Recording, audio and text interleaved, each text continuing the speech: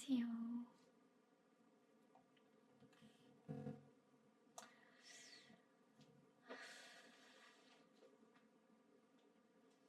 제가 지난주에 어, LTO 투자반을 다시 한번 정리해보겠다라고 말씀드렸었는데 좀 야심차게 내용을 정리하다가 좀 다 작성을 못해가지고 다음 주에 한번 해볼까 생각하고 있습니다. 그래서 제가 말씀드려가지고 좀 기대하신 분들께는 좀 죄송하고 다음 주에 꼭 다 정리해가지고 한번 발표해보는 걸로 하도록 하겠습니다. 그래서 이번 주에는 그 드래프트 킹즈라는 미국 기업을 한번 공부해봤거든요. 그래가지고 그거 한번 정리해보고 그 다음에 LTO 이번 주에 커버 기업 실적 발표를 한 기업이 두 군데 있었잖아요. 그래가지고 그 내용 한번 커버해보고 그 다음에 Q&A도 받고 맞춰보도록 하겠습니다. 그래서 드래프트 킹즈 한번 발표해볼게요.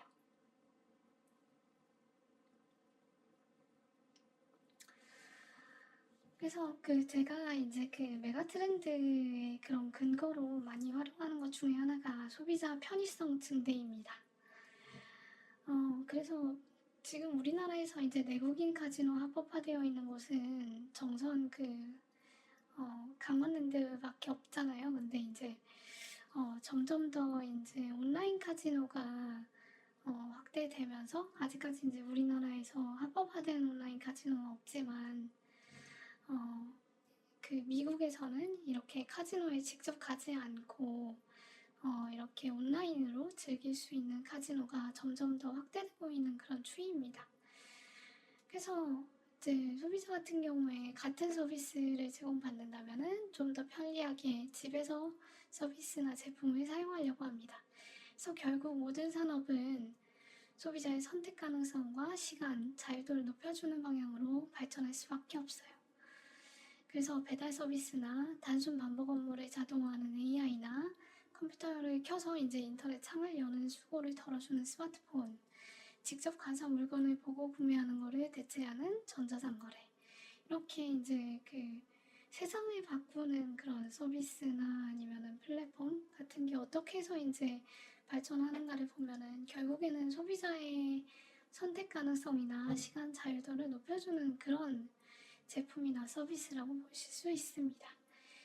그래서 대부분 메가 트렌드는 이렇게 소비자의 편의성 추구하고 관련이 있고 실질적으로 어떤 서비스를 소비하는 소비자의 편의성을 근본적으로 개선해주는 서비스는 성공할 수밖에 없다 라고 생각합니다. 그래서 사실 카지노가 인류에 좋은 일을 하는 기업은 아니잖아요. 근데 그럼에도 불구하고 카지노에 직접 가는 노력과 도박을 가볍게 즐기려고 하는 사람들의 심리적인 비용을 크게 낮춰주는, 그렇게 해서 편의성을 크게 높여주면서 실질적으로 삶의 질을 개선시켜주는 온라인 갬블 서비스에 관심을 갖게 됐습니다. 그래서 LTO 카페에 제가 전에 이제 카지노 관련 투자 아이디어 분석 글이 올라왔을 때 기억하는데, 저는 이제 아시아 주변국들, 특히 이제 굉장히 관광산업이 많이 발달되어 있는 일본의 카지노 개장 때문에 이제 앞으로는 매출 성장이 정체되고 수익성이 급격히 나빠질 가능성이 높다라는 의견을 제가 드렸던 게 기억이 나거든요. 근데 이제 최근에 이제 제가 다시 관심을 가지게 된 거는 이제 휴가 시즌 맞이해가지고 크루즈 휴가를 검색하다가 이제 부대시설 같은 거 알아보면서 유튜브 알고리즘에 이제 카지노 관련 영상들이 몇 개 올라오더라고요. 그래서 이제 이 영상을 보게 됐는데, 영상이 이제 6에서 8분대 정도를 시청해 보시면은 이거다라는 생각이 드는 대목이 있으실 겁니다. 그래서 강원랜드가 이제 역대급으로 인플레이션이 진행되는 가운데서도 매출하고 순이익이 정체되었고, 네, 그리고 이제 한국 마사회도 10년 전에 이제 흑자를 내다가 최근 몇 년간은 수백억 원대의 손실을 내고 있고, 그 다음에 세계 최고의 도박도시 라스베이거스도 성장세가 정체되고 있다, 이런 얘기를 하고 있습니다. 그래서 이제 과거에는 도박이 이제 세계 최고의 쇼와 엔터테인먼트 그런 걸 이제 병합해가지고 경험하는 굉장히 특별한 경험이었는데 이제 스마트폰이 등장하고 18년에 이제 미국 스포츠 도박 합법화로 게임의 판이 완전히 뒤집혔다라고 얘기하고 있습니다. 그래서 사람들은 이제 더 이상 도박을 위해서 오랜 기간 동안 이동해가지고 숙박할 필요가 없어졌고 미국 온라인 베팅 시장은 불과 몇 년 만에 4배 이상 성장했습니다. 그래서 제가 생각했을 때 도박은 습관이자 중독이며 쉽게 끊지 못합니다. 이른바 전환 비용이 극대화되는 BM이라고 볼 수 있고 정도의 차이는 있겠지만 도박에 빠진 사람은 합리적으로 판단하지 못하고 습관적으로 소비할 수밖에 없습니다. 그래서 이런 시장이 가장 먼저 열린 국가는 미국이라고 볼 수 있고 그 시작은 18년에 이제 미국 그 스포츠 도박 합법화였고 시장 성장은 정말 말이 안 되는 속도였어요. 그래서 2020년에 보면은 1억 5천만 불 정도밖에 되지 않았었는데 21년에 43.4억 불 이렇게 됐다가 이제 지금 24년 기준으로 보면은 143억 불로 엄청나게 눈부신 성장을 보였어요. 그리고 거기에서 선두주자는 1위는 팬듀얼이라는 그 이제 비상장 기업이고 다음에 2위가 지금 저희가 보려고 하는 드래프트킹즈인데 점유율은 1위 사업자가 이제 46%, 그다음에 2위 사업자가 32% 정도로 보시면 될 것 같습니다. 그리고 3위 사업자부터는 좀 많이 격차가 벌어진다라고 보시면 될 것 같아요. 그래서 이제 이런 기업들 중에 상장사는 드래프트킹스밖에 없고 성장률도 굉장히 준수한 수준이어가지고 관심을 갖게 되었습니다. 그래서 이제 드래프트킹스 매출이 계속해서 성장할 수 있는 내러티브가 있는지 그리고 시장의 성장 속에서 후발주자의 추격을 따돌리고 점유율을 유지시키거나 더 높여나갈 수 있는 내재적 힘을 보유하고 있는지 이런 점들을 좀 더 집중해서 살펴보도록 하겠습니다.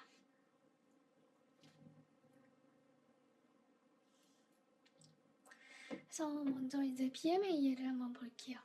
드래프트킹스 같은 경우에는 1일 판타지 스포츠라는 BM에서 시작해가지고 2018년에 이제 갬블링 시장 합법화를 계기로 사업 영역을 이제 온라인 스포츠 베팅, 온라인 카지노, 그다음에 1일 판타지 스포츠 이렇게 3개로 운영하고 있는 기업입니다. 그래서 1일 판타지 스포츠라는 그 BM이 뭔지 좀 낯선 분들이 많으실 텐데 이제 그 DFS 같은 경우에는 이 1일 판타지 스포츠라는 거는 이용자가 실제 스포츠 선수들로 가상의 팀을 구성하고 그 선수들의 실제 경기 성적에 따라 좀 포인트를 얻어가지고 다른 유저와 그 포인트를 얼마나 얻었는지를 경쟁하는 온라인 게임 서비스라고 할 수 있습니다.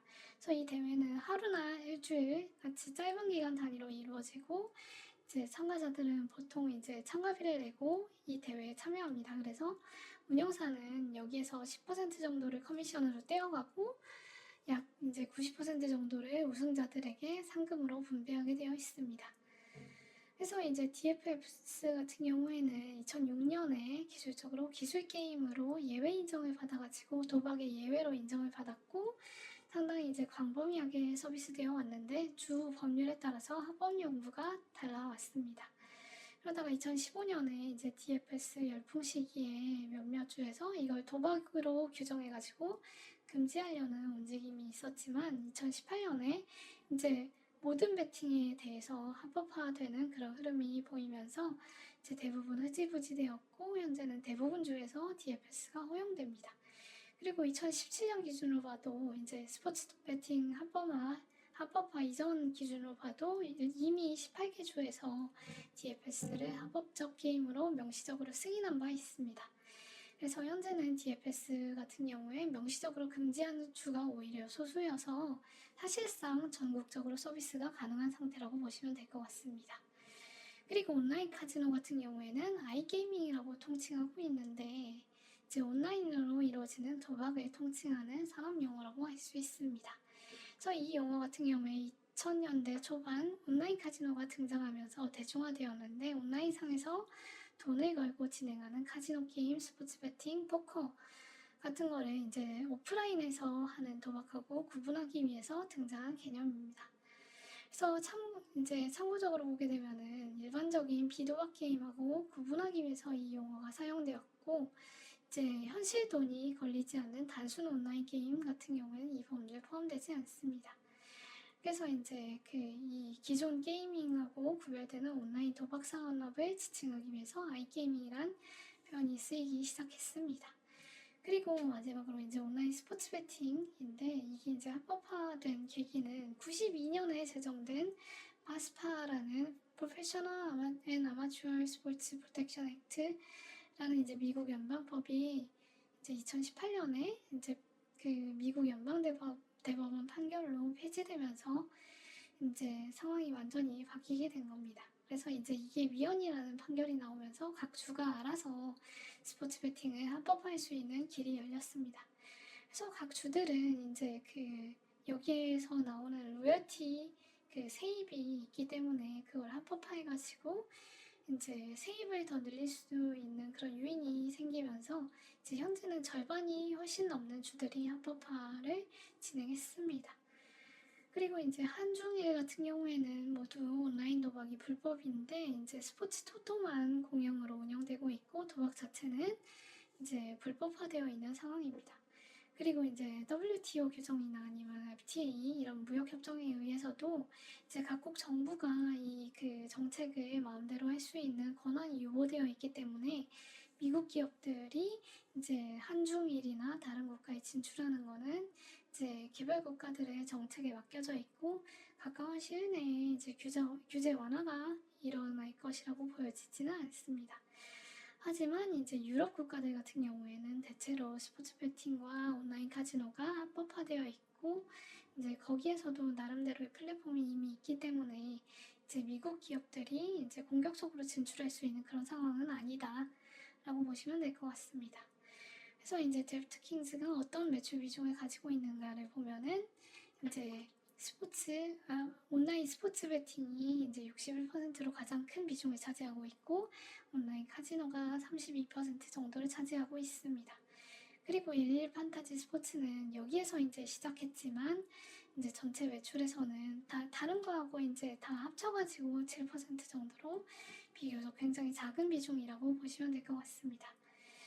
그래서 이제 22년부터 23년까지의 스포츠 베팅 부분이 가파르게 성장하면서, 왜냐면 이제 18년에 이제 시장이 개화되었잖아요. 그래가지고 이제 마케팅도 하면서 굉장히 가파르게 성장하면서 이제 스포츠 베팅하고 아이게이밍 비중이 꾸준히 상승하고 DFS 비중은 이제 매출 자체는 이제 완만하게 상승했지만 비중 자체는 이제 감소하는 추세를 보일 수밖에 없었습니다. 그리고 25년 상반기에도 비슷한 경향이 이어져서 데프트킹즈의 스포츠 베팅 및 온라인 카지노 사업이 매출 대부분을 차지하게 되었고, DFS의 상대적 비중은 낮은 수준을 유지하고 있습니다. 그래서 밸류체인을 간단하게 보시면은 결국 이제 데프트킹즈가 이제 자체 기술 스택도 확보하고, 그 다음에 카지노 콘텐츠 역량도 강화하면서 이런 수직적인 통합을 잘 이루어가지고 이제 플랫폼 수수료도 낮추고, 그 다음에 이제 전문 공급사 기술을 활용해가지고 로열티를 지불하면서 이제 소비자들에게 이런 갬블 서비스를 제공하고 있습니다. 근데 이제 굉장히 특이한 점은 iOS나 안드로이드 앱마켓에서 이제 매출 수수료를 떼지 않는다라는 게 좀 특징인 것 같아요. 그래서 여기 이제 애플하고 구글 정책상 현금 도박에는 이제 인앱 결제를 금지하고 있습니다. 그래서 왜 그러냐를 보면은 이제 앱 내에서 구매를 통해서 코인 판매를 하는 게 없고, 외부 결제 방식으로 돈이 이제 직접적으로 이제 베팅한 사람들 사이에서 오가게 되기 때문에 애플이나 구글이 이 일정 비율을 가져가지 못하는 그런 상황입니다. 여기 관해서 이제 아시는 분들은 아시겠지만 W 게임즈라고 우리나라에서 이제 소셜 카지노, 미국에서 소셜 카지노 사업을 진행하고 있는 우리나라 기업이 있죠. 근데 그런 기업 같은 경우에는 이제 인앱에서 도박할 수 있는 그런 가상 코인을 판매하게 되기 때문에 이제 애플이나 구글이 코인을 판매하는 액수의 30% 수수료로 받을 수 있습니다. 하지만 이제 여기 드래프트킹스 같은 경우에는 실제 현금을 가지고 이제 베팅을 하게 되기 때문에 이 코인을 구매하는 구조가 아니기 때문에 30% 앱 수수료 적용 대상이 되지 않습니다.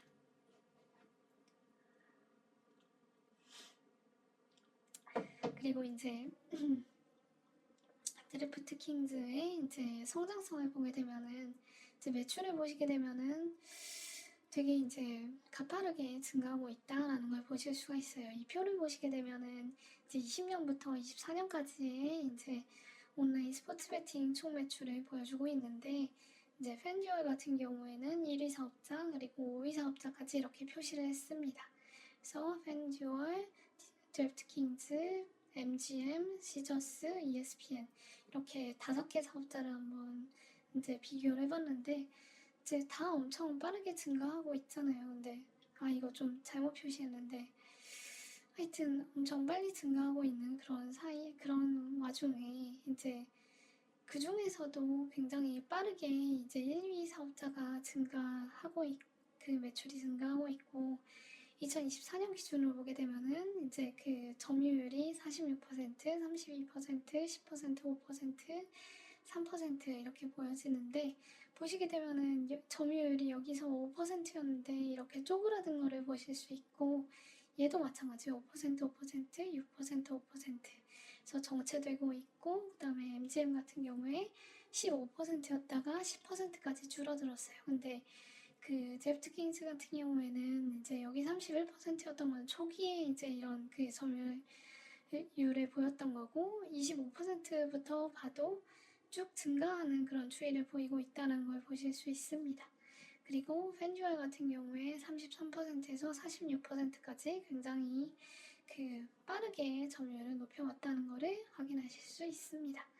그래서 이런 이제 전체 이제 온라인 스포츠 베팅 매출만 봐도 1.5억에서 이제 142.3억 정도면 거의 100배 성장한 거잖아요.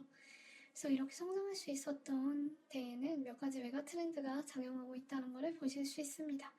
우선은 이제 18년에 규제 환경이 변화한 게 굉장히 큰 영향을 미쳤다라고 보실 수 있고 그래가지고 이제 전혀 이제 합법화된 주가 한 개 주밖에 없었다가 이제 불과 5년 만에 이게 30여 개 주로 확산되었으니까 이게 이제 거의 30배 늘어난 거잖아요. 시장 자체가 이제 30배 늘어난 거고 거기에 이제 더해가지고 디지털 및 모바일 보급과 이로 인한 편의성 추구 경향이 이제 그 영향을 더 크게 만들었다라고 보시면 될 것 같습니다.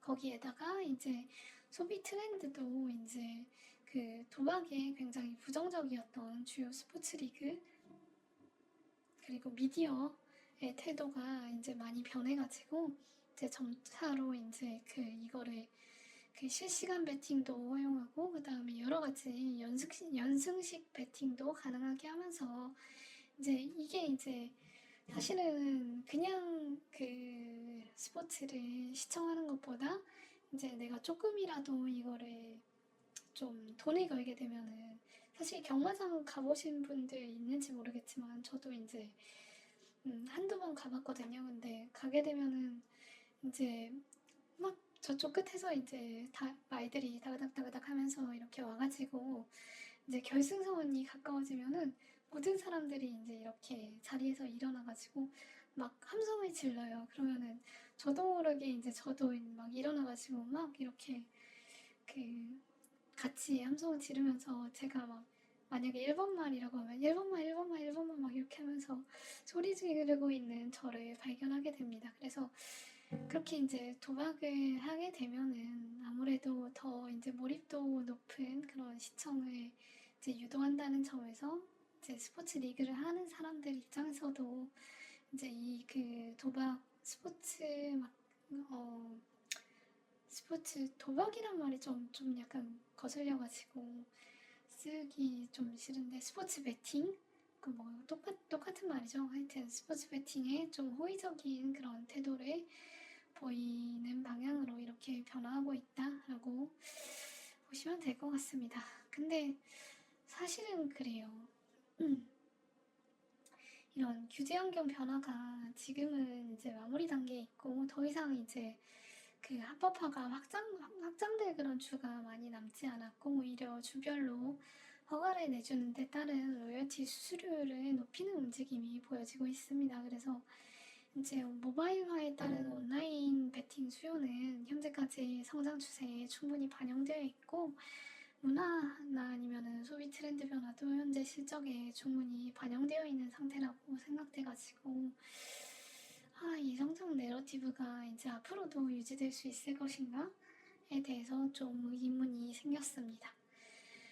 그래서 주별로 이제 과세 인상 추진 동향을 보시게 되면은 일리노이주가 이제 종전에 15%에서 누진세를 20에서 40% 정도로 대폭 올린 가운데 그 외에도 여러 주에서 세율 인상 움직임이 나타나고 있는 그런 상황입니다.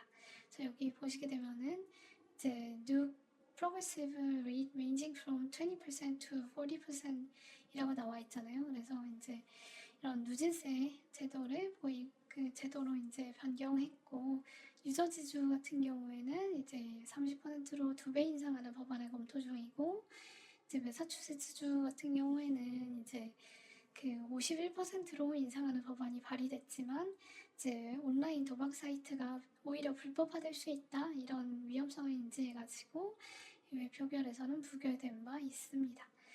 그리고 이제 오하이오나 아니면은 메릴랜드주 같은 경우에도 이제 그 스포츠 베팅세를 올리는 그런 입법을 연속적으로 하고 있습니다.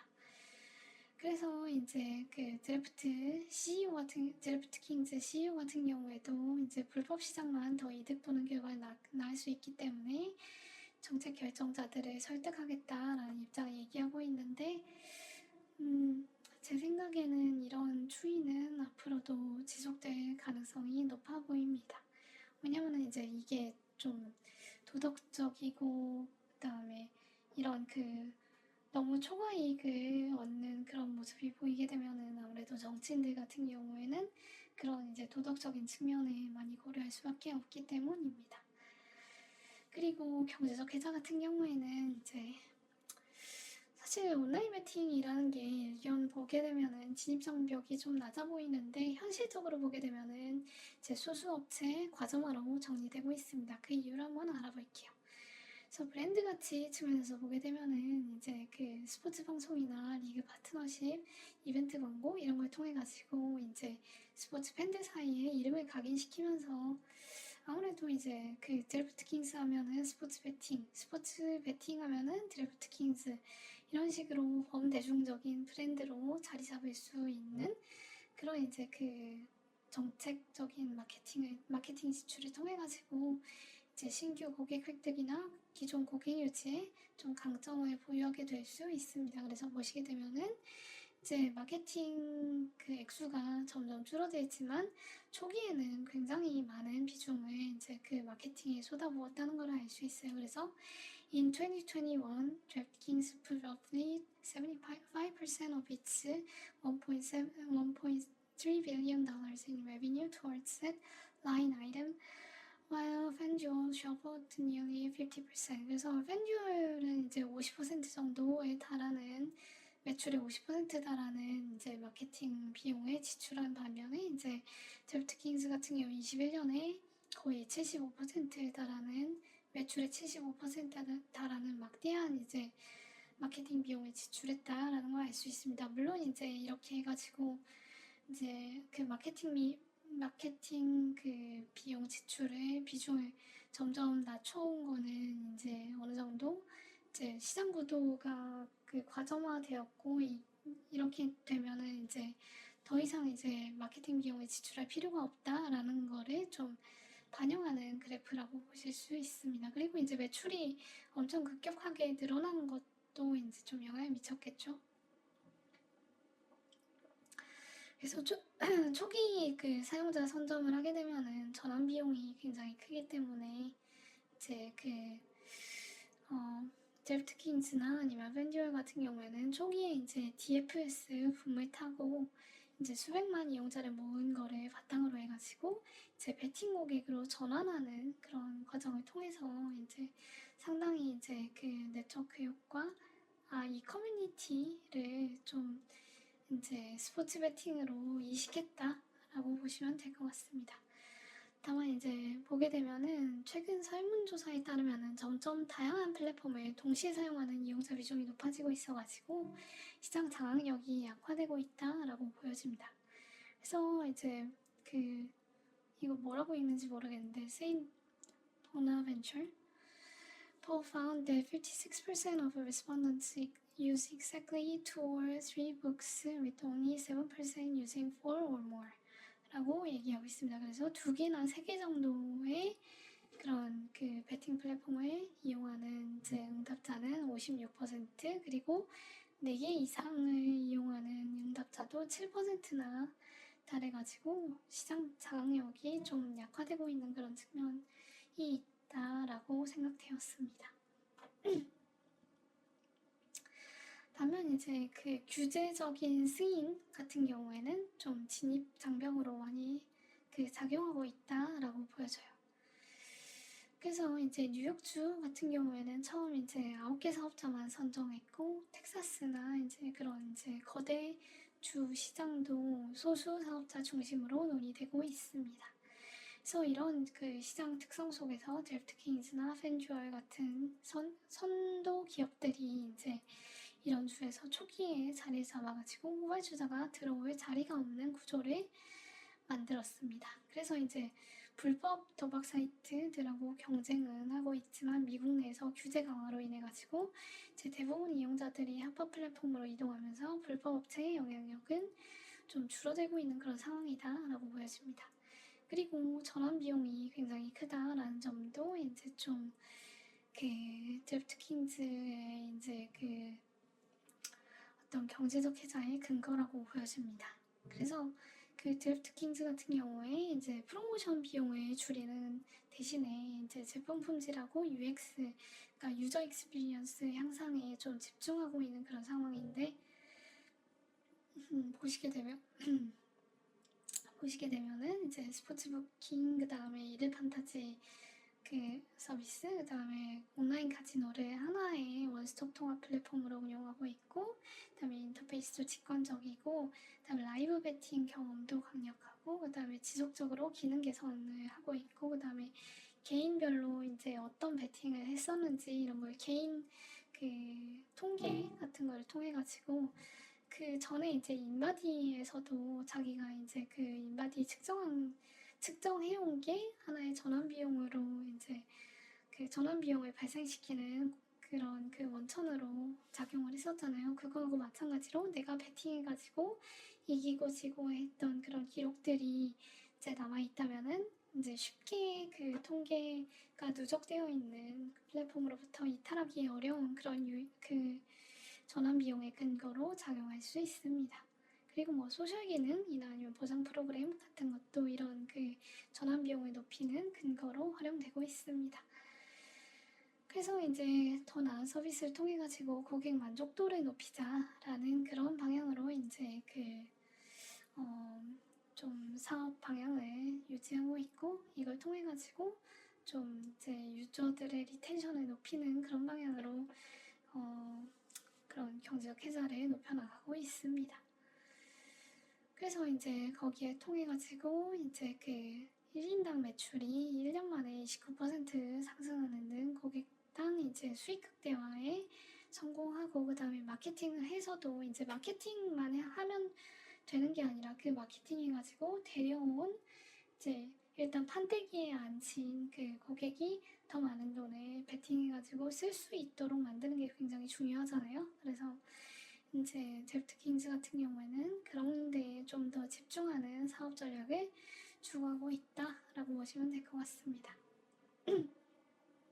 그리고 이제 그 양강 구도가 굳어지면서 이제 규모의 경제 측면에서도 압도적인 우위를 보이고 있습니다. 그래서 마케팅 비용의 단위당 효율이 높아지고, 그다음에 기술 개발에도 다른 이제 그 후발주자 대비해가지고 더 큰 예산을 투입할 수 있었다라고 라는 점에서 이제 우발주자들이 점차 점유율이 낮아지고 이렇게 양강 구도의 점유율이 이제 더 높아진 이유를 알 수가 있을 거라고 생각합니다. 그래서 이제 제프트 킹즈의 GPM 추이를 보시게 되면은 이제 37.5%로 전년 대비 크게 개선됐는데, 보시게 되면은 이제 이게 사업 보고서상 내용이거든요. 그래서 보시게 되면은 이제 23년에는 22년에 비해서 홀드율이 높아졌고, 그 다음에 프로모션 재투자 측면에서 이제 개선됐다라고 얘기를 하는 거를 보실 수 있습니다.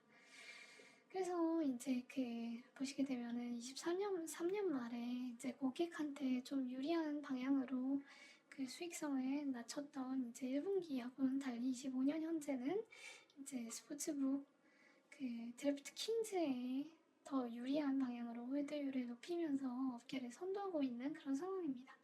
그래서 25년 2분기를 보시게 되면은 스포츠북 홀드율이 8.7%로 경쟁사들이 이제 프로모션을 하면서 마진이 압박받는 그런 상황 속에서 이제 제프트 킹즈 같은 경우에는 사상 최고 마진을 기록할 수 있었습니다. 그래서 이제 제프트 킹즈 같은 경우에 이제 GPM과 수익성은 장기적으로 꾸준히 개선되는 추이라고 할 수 있습니다. 그래서 비용 구조 최적화와 매출 믹스 개선에 따른 구조적인 흐름이 개선되고 있다는 것을 확인할 수 있습니다. 그래서 가격적 결정력 측면에서 보게 되면은 프로모션을 줄이고도 고객을 얼마나 유지할 수 있는가, 그 다음에 배당률을 그대로 유지하고도 고객 충성도를 얼마나 유지할 수 있는가, 이 두 가지 질문으로 귀결된다고 할 수 있습니다. 근데 최근 데이터 같은 경우엔 드래프트 킹즈가 상당히 가격 주도권을 확보했다라는 것을 시사하고 있습니다. 그래서 보게 되면은 고객당 매출이 25년 2분기에 전년 대비 29% 증가하면서 이용자들이 이전보다 더 높은 비용을 기꺼이 지불하고 있는 양상을 보이고 있습니다. 그래서 보게 되면은 이제 29% ARPM UP가 증가했다. 1인당 매출이 증가했다라는 걸 확인할 수 있습니다. 그래서 제프트 킹즈가 과다한 단촉 없이도 자체 플랫폼 매력으로 매출을 극대화하고 있다라는 것을 보여주고 있습니다. 그리고 이제 홀드율이 높았다라는 건 제프트 킹즈가 타사보다 배당률을 약간 불리하게 설정해도 고객 이탈이 없었다라는 걸 의미하고, 그 다음에 업계 특성을 근데 고려하게 되면은 완전히 가격 지배력을 행사하기는 어렵고, 앞에서 보셨듯이 이제 여러 개 플랫폼을 동시에 이제 사용하고 있는 그런 유저가 늘어나면 늘어날수록 이런 이제 완전한 가격 지배력이 견고하게 유지되기는 좀 어려운 상황이다라고 보여집니다. 하지만 이제 좀 그런 드래프트 킹즈나 팬듀얼이 이제 굉장히 규모가 크기 때문에 이제 경쟁사가 출혈 경쟁을 한다라고 봐도 주도권을 질 수 있는 그런 여력은 충분하다라고 보시면 될 것 같습니다. 그리고 점유율 측면에서도 보게 되면은 이제 앞에서 보신 것처럼 팬듀얼이 44%, 드래프트 킹즈가 34%로 이제 양사 합산했을 때 80%에 육박하는 점유율을 보이고 있습니다. 그래서 이제 21년에서 22년에 이제 시장이 급격하게 확대되는 그런 추이 속에서 MGM이나 시저스가 대규모 프로모션을 해가지고 추격을 했는데, MGM의 이제 온라인 합산 점유율이 14%로 오히려 하락하는 가운데 제프트 킹즈하고 팬듀얼은 오히려 점유율을 상승시켰습니다. 그래서 이제 물론 이제 팬듀얼이라는 강력한 경쟁자가 존재하고, 그다음에 신규 진입자도 무시할 수 있는 그런 상황이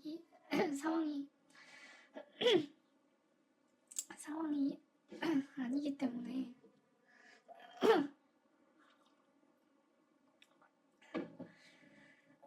그래서 이제 드래프트 킹즈의 점유율이 향후 획기적으로 향상하기는 쉽지 않다고 생각했습니다. 하지만 이제 현재 임의 점유율을 유지해 나간다면은 시장이 커나가는 속에서 충분한 성장을 구가할 수 있지 않을까 생각이 되었습니다. 그리고 이제 비용 측면에서 보게 되면은 매출 원가 측면에서는 자체 플랫폼을 구축해가지고 수수료 절감 효과를 보고 있고, 그다음에 자체 게임 개발로 이제 로열티 비용을 절약하는 등 구조 개선이 충분히 일어나가고 있습니다. 그리고 결제 처리 수수료나 아니면 제휴사 시장 접근 비용, 게임 세금 같은 변동비를 이제 매출 성장으로 이제 좀 커버하면서 매출 원가율을 낮추는데 성공하고 있습니다. 그리고 이제 마케팅 비용 효율화인데 이제 보시게 되면은 이제 마케팅비 같은 경우에 23년에는 전년 대비해가지고 거의 동결됐는데 매출이 63% 증가했기 때문에 이제 마케팅 비율이 크게 하락했습니다. 그래서 21년에는 75% 정도 됐었는데 23년에는 33% 수준까지 떨어지게 되었습니다. 그래서 이제 보게 되면은 이제 원래는 이제 지역별로 광고를 했던 게 이제 전국 단위로 광고를 하게 되면서 규모의 효과에서 단가 절감을 이뤘다라고 얘기하고 있고, 저비용 바이럴 마케팅이나 아니면 자사 콘텐츠 강화 같은 걸 통해 가지고 이제 유료 광고 의존도를 줄일 수 있었다라고 얘기하고 있습니다. 그래서 그리고 이제 기술 개발 및 관리비 같은 경우에도 이제 초기에는 급증했지만 이제 오히려 23년에는 감소하는 그런 추이를 보이면서 구조조정과 비용 관리 노력이 돋보이고 있습니다. 자원 배치 측면에서는 앞서 이제 몇 가지 얘기했던 M&A 보시게 되면 이제 그 SB테크라는 스포츠 베팅 플랫폼 기술을 내재한 그런 기업을 인수해가지고 이제 비용 절감을 할 수 있었고, 그 다음에 그 아이게이밍 분야 그 고객을 많이 보유하고 있던 이제 그 골든 너겟 온라인 게이밍이라는 회사를 인수해가지고 점유율을 높일 수 있었습니다. 그리고 이제 영국의 거대 도박 기업 엔테인을 인수하려고 하다가 이거는 철회했고, 북미에 집중 투자하고 그다음에 해외 진출은 점진적인 방식으로 하겠다라는 방침을 추구하고 있습니다. 그리고 이제 자체 개발 투자에도 꾸준히 이제 자본을 투입하고 있어가지고 R&D나 기술 업그레이드를 꾸준히 하고 있습니다. 그리고 이제 막 그 흑자 전환을 하고 있는 그런 추이여가지고 이제 점차 주주 환원을 추구하고 있다라고 보시면 될 것 같습니다. 그래서 밸류에이션 측면에서 보게 되면은 이제 25년부터는 순이익이 기대됨에 따라서 선행 P를 논의할 수 있게 되는 그런 상황이라고 보시면 될 것 같습니다. 그래서 시킹 알파 기준으로 보시게 되면은 27년에는 이제 멀티플이 20.88 정도의 PER을 보이고 있다고 보시면 될 것 같습니다. 그래서 아직은 초기 흑자 단계이기 때문에 PER로 이제 평가하기는 어려운 상황인데, 그래도 이제 그 27년 기준으로 봤을 때 20.88이라는 거는 이제 굉장히 현실적인 밸류에이션 수준으로 내려왔다 라고 보시면 될 것 같습니다.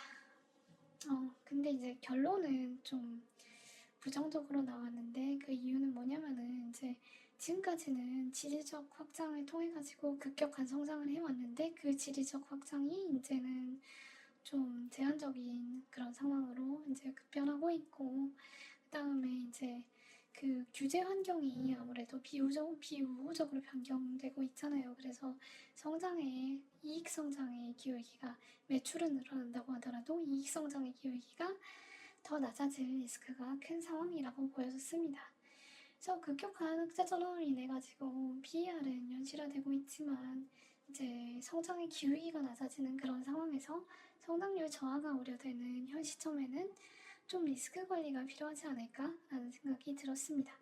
그리고 굉장히 안 좋게 봤던 거는 이용자들의 중복 사용이 확대되는 그런 추이가 계속되고 있다라는 게 좀 좋지 않게 보였습니다. 그래서 경쟁 플랫폼들이 차츰 이제 그 델트킹즈 UX의 편의성을 모방하는 거를, 사실상 뭐 이게 특허난 것도 아니잖아요. 그래서 이런 편의성을 모방하는 거를 막을 수 없다라고 한다면은 결과적으로 이용자 선점의 강점은 점차 약화될 것으로 예상되었습니다. 그래서 이런 점에서 제한적인 성장성과 침식되는 해자 때문에 이제 드래프트킹즈에 좀 아주 좋은 평가를 주기는 어려울 것 같다라는 결론입니다. 그래서 뭐 이런 것들이 이제 인바디하고 같이 해가지고 좀 그 다음 주에 공유드릴 그 투자관하고 투자의 6가지 관점 측면에서 좀 그 좋지 않은 예로서 좀 설명을 드리게 될 것 같은데, 그때 다시 한번 언급드리는 그런 계기가 있을 거라고 생각됩니다. 그래서 이 정도로 드래프트킹즈 발표를 마치고 1분 정도 쉬었다가 Q&A 듣고 그 다음에 8월 셋째 주 LTO 리뷰를 한번 해보도록 하겠습니다. 1분 정도 쉬었다 오겠습니다.